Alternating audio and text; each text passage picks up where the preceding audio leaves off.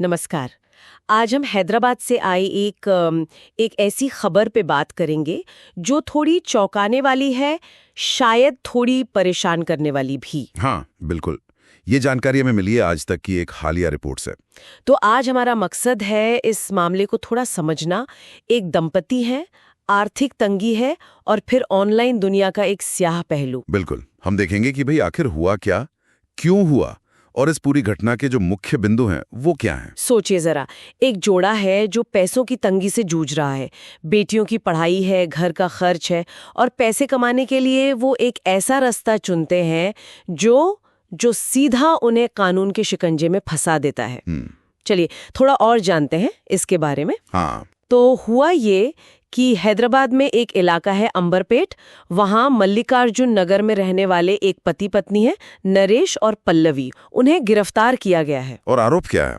आरोप ये है कि वो एक मोबाइल ऐप का इस्तेमाल कर रहे थे ऑनलाइन लाइव अश्लील चैट करने के लिए। लाइव अश्लील चैट? अच्छा। जी, और उनका तरीका भी बड़ा, आप कह सकते हैं, व्यवस्थित था। रिपोर्ट्स बताती हैं कि वो लाइव सेशंस के लिए हर 5 मिनट का करीब 1000 से 2000 रुपए तक लेते थे। हर 5 मिनट का इतना? हाँ। और ये सिर्फ लाइव चैट तक ही सीमित नहीं था, है ना? नहीं, बात आगे भी थी।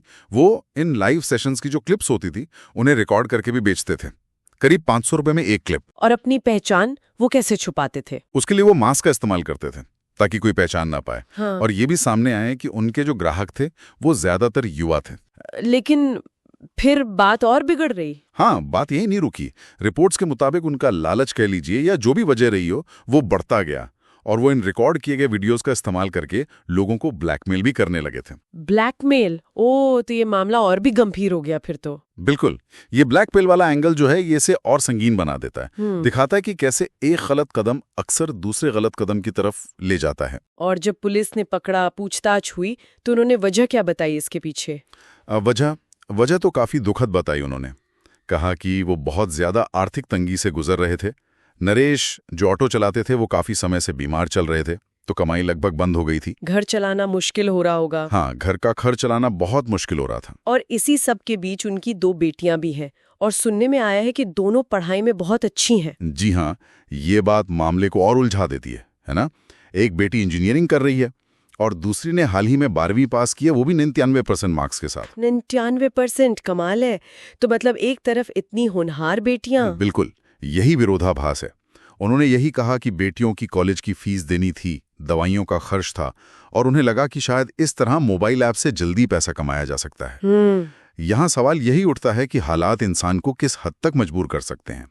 हालांकि ये कानून अपनी जगह है, मजबूरी किसी अपराध का बचाव नहीं हो सकती। सही बात है। और पुलिस ने भी कार्रवाई की, उन्हें रंगे हाथों पकड़ा गया। जी हाँ, और जब उनके घर की तलाशी ली गई तो वहां से हाई डेफिनेशन कैमरे मिले हैं, रिकॉर्डिंग डिवाइस मिले हैं और लाइव स्ट्रीमिंग के लिए जो सेटअप चाहिए होता है वो उपकरण भी मिले हैं।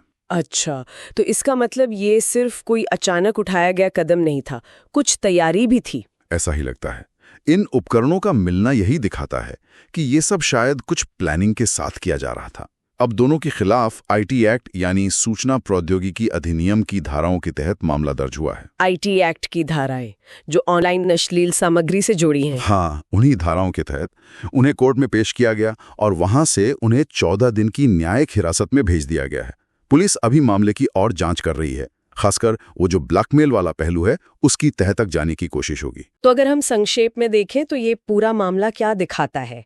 एक तरफ गरीबी और मजबूरी है, दूसरी तरफ टेक्नोलॉजी का गलत इस्तेमाल है और फिर अपराध का रास्ता। हाँ, एक बहुत ही दुखद संगम है इन सब चीजों का। एक तरफ बेटियों का भविष्य बनाने की चिंता है, तो दूसरी तरफ जो रास्ता चुना गया वो अपराध का है। तो इसका मतलब क्या है? ये घटना क्या बताती है हमें? देखिए, ये डिजिटल युग के खतरों को तो उजागर करती ही है। कैसे पैसा कमाने के शॉर्टकट्स आपको अपराध की दुनिया में धकेल सकते हैं। और ये सिर्फ डिजिटल खतरा कहने से ज्यादा गहरी बात है। कैसे? ये दिखाता है कि कैसे टेक्नोलॉजी जो इतनी आसानी से उपलब्ध है उसने इस तरह के अपराधों को कितना आसान बना दिया है, खासकर उन लोगों के लिए जो किसी तरह के आर्थिक या सामाजिक दबाव में हैं। तो ये हमें सोचने पर मजबूर करता है। हाँ, कि इस टेक्नोलॉजी के दौर में जहां मौके हैं वहीं ऐसे गंभीर जोखिम भी छिपे हैं। समाज के तौर पे हमें क्या करना चाहिए, खासकर युवाओं को इन ऑनलाइन खतरों से कैसे बचाया जाए, कैसे जागरूक किया जाए। और शायद ये भी कि वो कौन से सामाजिक और आर्थिक दबाव है जो लोगों को इतने खतरनाक रास्ते चुनने पर मजबूर कर देते हैं। उन दबावों का क्या किया जाए, ये सवाल भी अहम है। बिल्कुल, ये सोचने वाली